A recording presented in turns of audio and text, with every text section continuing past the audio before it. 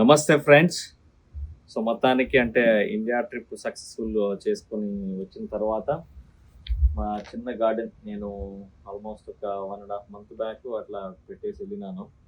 So అప్పుడప్పుడు మా వాళ్ళు నీళ్లు పోస్తూ ఉన్నారు, కానీ వచ్చే వరకు అంటే ఒక వనంలాగా తయారైపోయింది. ఈ టమాటాలు అయితే చెప్తున్నాను కదా, ఇది మామూలు లేవు అసలు. ఒక్కొక్క టమాటా ఎంత హెల్తీగా ఉందంటే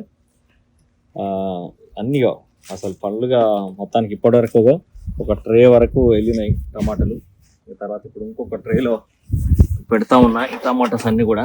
సో చూడాలంటే ఫ్రెండ్స్కి వీళ్ళకి అన్ని కొన్ని చేసిన తర్వాత అసలు ఈ టమాటాస్ అన్ని కూడా ఏం చేస్తామంటే ఇంకా మనం ప్యూరీగా చేసుకొని ఆల్మోస్ట్ ఒక సంవత్సరానికి సరిపోయేంత ఇక మనకి అంటే ఈ దీన్నంతా కూడా ఏంటంటే ఒక ప్యూరీ లాగా చేసుకొని పెట్టుకుంటే మనం అప్పుడప్పుడు మనకి టమాటాస్ని అంటే ఆ ప్యూరీనే మనం టమాటాస్ వాడుకునే దానికంటే కూడా ఈ ప్యూరీని వాడుకోవచ్చు.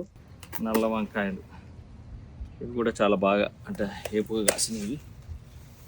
సో ఇది కూడా టమాటాలో ఇంకంటే చిన్న టమాటాలు ఇవి. సో ఇవి కూడా బాగా చాలా బాగా కాసింది ఇది కూడా. సో మొత్తానికి అంటే మనం తినేటువంటి చెట్లు మనం లేకున్నా కూడా వాటంతట అవే న్యాచురల్గా పెరిగినవి. కాకపోతే అప్పుడప్పుడు ఏంటంటే మా వాళ్ళు నీళ్లు పట్టడం జరిగింది.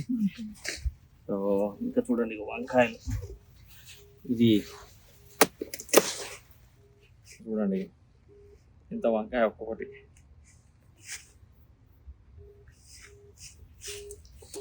వంకాయ చెట్లు, ఇది తెల్ల వంకాయ.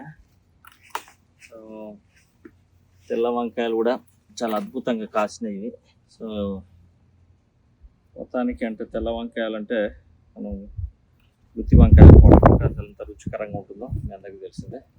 చిక్కుడు చెట్టు, కాకపోతే దాదాపు ఏంటంటే కొన్ని ఇయర్స్ నుంచి దాదాపు అంటే 5 years నుంచి ఈసారి మారుద్దాం అని చూస్తుంది ఇది పరుపు చిక్కుడు ఇది.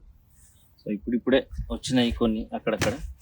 సో ఇప్పుడు అక్కడక్కడ ఏదైతే వచ్చినటువంటి చిక్కుడు ఉందో ఇది ఫస్ట్ టైం అంటే ఇప్పుడే తెంపుడు చిక్కుడు ఇప్పుడే స్టార్ట్ అయింది.